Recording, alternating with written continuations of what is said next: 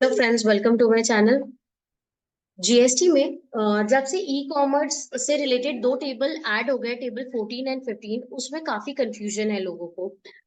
और e commerce दो प्रकार के हैं, इसके लिए तो मैंने डिटेल वीडियो बनाया ही है। 95 के ई कॉमर्स कौन कौन से हैं और सेक्शन 52 के ई कॉमर्स कौन से हैं। जब हम 95 के ई कॉमर्स से डील करते हैं तो जो लाइबिलिटी है वो 9 ई कॉमर्स की होती है जीएसटी जमा करने की।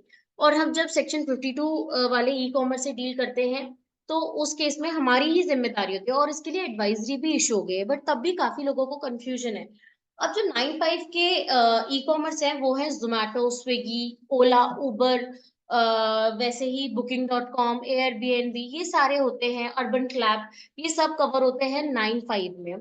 और इन्हीं की जिम्मेदारी है जीएसटी जमा करने की। टर्नओवर भले ही हमारा है, सेल भले ही हमारी है, बट जो जीएसटी में जमा करने की जिम्मेदारी है वो है ई कॉमर्स की।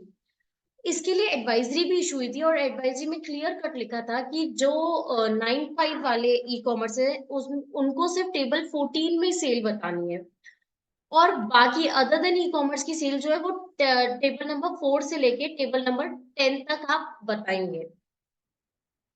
बट कुछ कुछ लोग का क्वेश्चन है कि जो ई कॉमर्स सेल है क्या वो हम निल रेटेड में बताएं, क्यों? क्योंकि टेबल नंबर 14 में जब हम बताते हैं तो वो हमारा टर्नओवर का पार्ट नहीं बन रहा है। तो टर्नओवर का पार्ट तो वो बनेगा ऐसे, यहाँ पर जरूरी नहीं है कि आपको समरी में ही टर्नओवर का पार्ट दिखना चाहिए। यहाँ पर जब हम नीचे टोटल देखते हैं तो 2651,523 दिख रहा है। इसमें क्या है, टेबल नंबर 14 में जितने हमने सेल्स बताई है जोमेटो स्विगी की वो इंक्लूड नहीं होती है। तो क्या वो भी हमें, हम कैसे उसको शो करें? तो शो ऐसे ही करना है, टेबल नंबर 14 में शो करना है। वो यहाँ शो इसमें ऐड नहीं होगा, क्योंकि यहाँ आपको क्या बता रहे हैं, यहाँ टोटल टर्नओवर लिखा है क्या? नो, यहाँ लिखा है total liability outward supply other than reverse charge. Turnover तो यहाँ बोला भी नहीं जा रहा है। टेबल नंबर 8 में आप बताओगे तो वो एग्जेम्प्टेड माना जाएगा। एग्जेम्प्टेड क्या ये सेल है? नहीं। प्रॉपर जो इसका डिस्क्लोजर है वो यही है, supplies made through e commerce में ही आपको इसको बताना है। 1,20,000 यहाँ पर जैसे जोमेटो स्विगी की है। और एचएसएन में आपको अदर देन जोमेटो की बताना है। क्यों? क्योंकि जोमेटो जोमेटो ये सेल अपनी बताएगा 1,20,000 की, वो बी टू बी में ऐड करेगा। वो यहाँ पर बी टू बी में ऐड करेगा, 14A में शो करेगा अगर आप रजिस्टर्ड है, या B2C में शो करेगा, और उसके बाद एचएसएन में भी बताएगा। ये जोमेटो की जिम्मेदारी है, स्विगी की जिम्मेदारी है, ना कि आपकी। तो पहला जो कंफ्यूजन है वो आप क्लियर कर लीजिए। यहाँ टोटल टर्नओवर कहीं नहीं लिखा है, इट इज टोटल लाइबिलिटी, और total liability is other than Zomato Swiggy sale. अब इसके बाद मेरा 3B कैसे रिफ्लेक्ट करेगा? तो 3B रिफ्लेक्ट करने के लिए भी मैं आपको बता देती हूँ। जब आप टेबल 8 में नहीं बताएंगे, सिर्फ टेबल नंबर 14 में बताएंगे, और एज यूजुअल आप अपनी रिटर्न भरेंगे बाकी की, अदर देन ई कॉमर्स की जो टेबल नंबर 4 से लेके 10 तक बताते हैं अपन, तो आपकी जो 3B है वो करेक्टली रिफ्लेक्ट करेगी। वो है 3.1 में ऑटोमेटिकली आपका ऑटो पॉपुलेट हो जाएगा, जो कि आपकी लाइबिलिटी है। Again I am using the word is liability. There is no such turnover mention in GST 1 and 3B।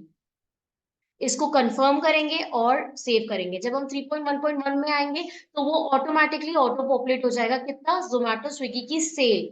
Again I am using, it is not in turnover, कहीं भी turnover नहीं लिखा है, it is asking taxable supply. और फिर उसके बाद आप आईटीसी तो ले नहीं सकते। अगर आप रेस्टोरेंट वाले हैं तो उसको आप रिवर्स कर देंगे।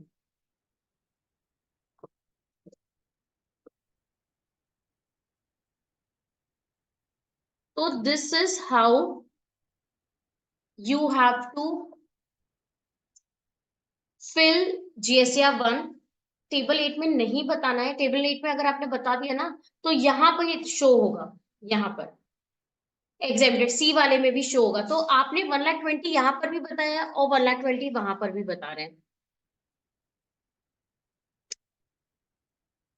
तो दो जगह आपका 1,20,000 आ जाएगा, तो वो गलत प्रेजेंटेशन है first of all. Second, HSN में जोमेटो स्विगी के सेल वैल्यू इंक्लूड नहीं होगी अदर देन जोमेटो स्विगी, ओला, उबर, अर्बन क्लैब, Booking.com, एयरबीएनबी, इन सब के अलावा जो आपकी नॉर्मल वॉक इन की सेल है वो ही आप एचएसएन में भी बताएंगे, और वो आपके मैच हो जाएगा, और वही आपकी लाइबिलिटी है जो कि 3.1 में रिफ्लेक्ट करेगी, और उसके बाद आप आराम से अपनी रिटर्न फाइल करें, कोई दिक्कत की बात नहीं है। तो होप आपको ये जो कंफ्यूजन है ये क्लियर हुआ होगा। प्लीज एडवाइजरी को फॉलो करें। अगर एडवाइजरी में टेबल नंबर 8 भी मेंशन होना था तो वो इस वाली एडवाइजरी में जरूर मेंशन करते हैं। उनने सेक्शन 52 के लिए स्पेसिफिकली बताया है कि आपको रिटर्न कैसे फिल करनी है। उन लोगों के लिए बताया कि आपको ना टेबल नंबर 14 में तो बताना है, साथ ही साथ आपको टेबल नंबर 4 से लेके 10 तक की टेबल में रिस्पेक्टिवली सेल्स इंक्लूड करनी है। सेक्शन 52 ई कॉमर्स के थ्रू अगर आप सेल करते हैं जो कि है Amazon और फ्लिपकार्ट, तो आपको नॉर्मल तरीके से रिटर्न फाइल करनी है, मतलब टेबल नंबर 4 से लेके 10 तक तो सेल बतानी है, साथ ही साथ टेबल नंबर 14 में। अगर ऐसा ही उनका इंटेंशन होता तो फिर वो टेबल नंबर 8 क्यों नहीं मेंशन करते अपने एडवाइजरी में, पहली बात। फिर दूसरी है कि जो टेबल नंबर 8 बताया था दैट वाज टेम्पररी अरेंजमेंट, क्योंकि उस टाइम जीएसएफ 1 में स्पेसिफिकली टेबल्स मेंशन नहीं थी ई कॉमर्स सेल्स के लिए, इसलिए उन्होंने स्टॉप गैप अरेंजमेंट बताया था टेबल नंबर 8। बट अब जब स्पेसिफिक अरेंजमेंट आ चुके हैं, स्पेसिफिक टेबल्स आ चुके हैं, तो you have to show the sales from e commerce in those tables only. Please follow the advisory, don't use your brain as such. तो होप आपको ये जो कंफ्यूजन है एक समझ आया होगा। मैंने आपको इसलिए बताया कि मैं भी यही फॉलो कर रही हूँ, और ये सारे कंसल्टेंट का अपना ओपिनियन है, बट मैं आपको एडवाइजरी समझा रही हूँ। तो आप इस वीडियो को लाइक करें एंड चैनल को सब्सक्राइब करें। Thank you.